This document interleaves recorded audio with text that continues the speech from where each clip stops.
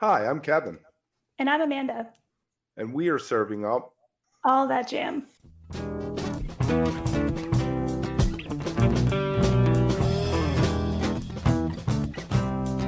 All That Jam, Quick Hit.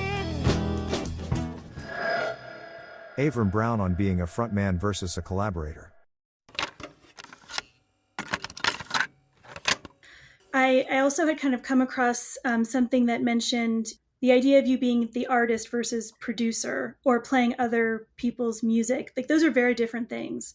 And being the artist, sharing and writing your own music, obviously much more personal, potentially maybe a little bit more challenging to think of putting it out there. Was there any particular reason that you feel like that journey to become the artist took a certain amount of time, or was it just maturing and growing and getting to that place? It's a great question. I feel like I definitely was writing songs and performing songs before I became a producer. And I never really thought of myself as a producer or imagined myself as like a full-time studio rat. But somehow that's where I ended up, just following sort of my fascination with what happens when you put on headphones and close your eyes, right? Um, and just listen to something that moves you and is amazing and is totally encompassing. So I just wanted to create that. Becoming a producer in the studio is like, it's still a work in progress. Like, I don't, there's a lot of stuff, a lot of sounds that I would love to hear that I haven't figured out how. Um, Being an artist and having my own songs and trying to express those in the studio can be challenging in the sense that you sort of have an infinite palette that you can draw from. It's like having colors in your palette as a painter that you don't necessarily know how to use or even know how to see sometimes. And it can take you down a rabbit hole that is kind of a forever rabbit hole. And so I think one of the most valuable things I was able to do on the record was shift into recognizing I'm going to need some help here. Otherwise, I could be in the studio forever and never call something done. Mm-hmm. One of the great lessons I learned as a producer working with other artists is, okay, guys, that's the best it's going to be. Let's just put a bow on it and put it out into the world. That's really hard to do as an artist. So I brought my friend in, Raymond Richards, phenomenal producer. He's worked with LCD Sound System, Local Natives, lots of others. He's also a member of the band the Parson Redheads, plays a bunch of instruments himself. And I just have a lot of respect for him, and he has a lot of respect for me and my song craft. So he was able to help me sort of limit the palette and say, okay, that's the direction we're going in here. Unless I felt really, really passionately like I don't like this direction, I just, he just helped sort of guide me through my own creative process, if that makes sense. So besides him, you also have some other collaborators that are just huge on this album. Can we jump into? There's three names. Let's jump into them if you're okay with that, one Sure, at of a course. time. Kylene King, who Oh, plays with Brandy Carlisle in the Decemberists. She's a violinist, arranger. You brought her one for this project.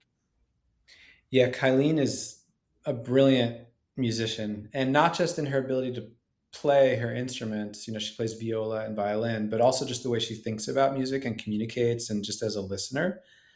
Um, she came over to my home studio and we arranged all the strings before we recorded them together. So she had her violin, I had my guitar. We were sort of singing parts and figuring them out and writing them out. So that was an amazing experience because she knows so much more about sort of string and orchestral arrangements than I do. So I learned a ton from her in the process. Um, and harmonically, like some of the chords that I want to bring out are like a little darker. And she was just really knowledgeable and just had a lot of great ideas for like how I could express or voice those. Mm-hmm. She's also just a delightful human being, and I just love any opportunity to hang out with Kylene. Nice, nice. And I know, yeah, there were some others, and Kevin, thanks for sharing those. Larry Crane, I know was another one. Can you speak to maybe what he brought to the project? Yeah, so Larry's sort of an icon in like the producer community. He's the publisher of Tape Op magazine and owns a recording studio called Jackpot here in Portland. Um, and uh, Going into his studio to track some piano and some drums and some other things early in the process, specifically the song Coyote Mask, features a piano that used to belong to Elliott Smith. So Larry and Elliott were very close. Larry's known for producing Elliott Smith's early work here in Portland, and now he's I guess he's the archivist of all of Elliott Smith's music. And so, anytime you see sort of old Elliott Smith stuff that's been discovered, dusted off, remixed, and remastered and released, that's all Larry's. There's a my youngest asked me for the new Heatmeister. It's the 6 songs from the original cassette plus all the outtakes, and it's like 2 LPs. Right. So I'm assuming that Larry had something to do with getting that thing together. Oh, I'm sure of it. Yeah, wasn't that Elliott Smith's band in high school? Yeah, something like that. Yeah, which is like Lincoln High School is like right down the street.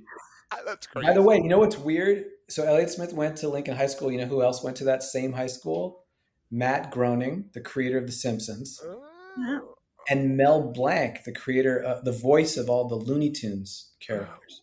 Wow, it's been around forever then, because that guy, I watched him when I was a little kid. Totally. Oh my gosh. Oh, that's so crazy. And then the other guy, the other name that popped up, played with Tom Waits, B-52s, baritone sax, bass clarinet, Ralph Carney, who sadly passed away, I guess not long after this, right? Yeah, the album is dedicated to Ralph. If you read the liner notes on the vinyl version, Ralph was a good friend and sort of an elder statesman in the Portland music scene. Played on the record. He plays bass clarinet and baritone saxophone. He's played with everybody. I mean, Tom Waits, he was in that touring band for a long time, B-52s. What a lot of people don't realize is he was actually the uncle of Patrick Carney from the Black Keys as well. So that whole Akron, Ohio scene from back in the day. That's fantastic. So for years you did the studio thing. You were, played with other people. How did all those collaborations and your lifetime of doing that affect how you approached this album? It's a great question. I mean, I think that collaboration as a concept is such an exciting and amazing thing, but it can also be scary. It can also get an artist that has a very, very crystallized vision into a sort of nervous place. Like, is the collab going to take it off the tracks into a different direction that doesn't align with the vision? So, it can be a little bit unnerving to go, well, let's just see what happens. Another one that maybe wasn't mentioned, Eric Early from Blitz and Trapper. He came in and played some guitar on a song called Speak Like Droning. And, I was familiar with Eric's music, but I didn't know him. He was actually a friend of Raymond's who co-produced the record with me. And I was just so stoked and blown away. He approached the guitar playing so differently than I ever would. So sometimes you just get the perspective of somebody that's going to just look at something completely differently. And I think, working with artists in the studio as a producer, saying, hey, it would be cool to bring in so-and-so, or what if we tried something a little different? I knew getting into this that Raymond was going to make me uncomfortable and do that with me. And he did, and it was great, right? It all worked out.